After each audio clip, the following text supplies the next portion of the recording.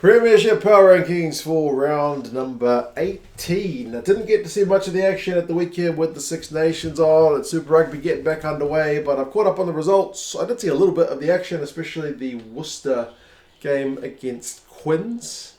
But yeah, we'll go through the Power Rankings, compare them to the table, see the recent records, and you guys can let me know your thoughts on how they are ranking. We have a new team at number 13. And that team is Newcastle. The Falcons are down in 13th after dropping, I think, 8 games in a row, plus a bye in there. So 9 weeks of Premiership action since they've had a win. And we've had breaks for Europe and whatnot in there as well. So it's been a long time since the Newcastle guys have tasted victory. And this was a home loss to Bath.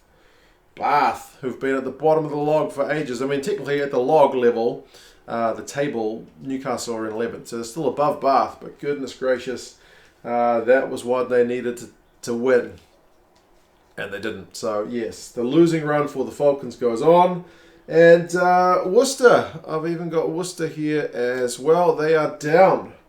Worcester's down a spot. Both these sides have been leapfrogged by a side whose jersey I am wearing. Yeah, Worcester, they won last week, and then back to a home loss against Quins. From what I saw of it, it did seem like a pretty hard-fought one. So at least the game was competitive, but it's another home loss. Their recent record's like 1 from 6, so it doesn't make the prettiest reading. Bath have ended their 3-match losing run with a win, a 5-point away win up in Newcastle. So I don't know what else to say, man. It was a must-win for both those sides in terms of their mental well-being, I guess, the seasons they're having. So credit to Bath for getting that win. I will wear the jersey proudly for that one. Up 2 spots. Log-wise, like table-wise, it's 11th, 12th, and 13th. So it's kind of the reverse order. 10th spot, it's almost had them sideways. It's the Saints, Northampton. They are not on the best of runs either. They lost to Exeter at home, albeit a close one. It's 3 losses on the bounce for them. It's just not been happening for them. I think it was since the bye, right? Since that bye week, they have just looked a wee bit off the boil. So, I mean, it reflects pretty similarly to their position on the table, where they are 9th. I've got them here 10th. It's just not tracking that well. And these guys, Bristol, are here in 9th. They're kind of swapping places with Northampton. The actual table's got Bristol 1 spot lower and Northampton 1 spot higher. But yeah, I mean, they got a win at Wasps at home. It seemed like a pretty solid win, but Bristol are so hard to predict at the moment. Like, every time you think they're going to go on a run, they go and lose the next 2 games, which you think they might have had a chance in. So there we go. They've won 2 of their last 4, so they're kind of a picture of inconsistency at the moment. Now, remember, there's a lot of sides around this kind of middle area who are very much tight on the table, and I've got them pretty tight on the power rankings as well. Wasps, I've got down 1 spot. I just mentioned they lost to Bristol. These guys are 8th on the table, so it's a matching spot with the power rankings. Given Bristol's not been in the best form this season, it was maybe a match for Wasps to win if they're going to kind of push for a higher log position, but not to be. So that's 2 losses in a row for Wasps. Maybe their season's slipping away a little bit after going on that big run. This side, though, I've got dropping like a stone in the power rankings is Gloucester, because that's 3 or 2 losses in a row. I mean, it was only... They have a bye in there as well. It's been a while since Gloucester's had a win. Sometimes I guess that bye week can be a bit disruptive. If it was away and it was to Leicester, who are top of the log by a mile, so maybe it's not like all doom and gloom. And as I said, they're pretty tight with some of the other sides. They're 6th on the table, so they're still in a competitive position. But yeah, down 4 spots on the rankings just with the winning of other teams, such as Harlequins, who've been treated pretty harshly by the power rankings, with early season form being reduced in value. But yeah, up 2 spots.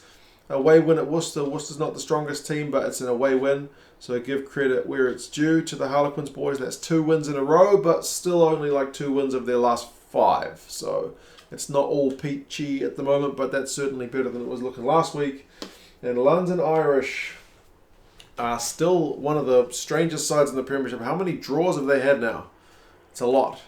They must be going for the record for number of draws. An away draw at Sale probably feels like a win. I think they had a chance to win it at the death as well, but they couldn't quite get it done.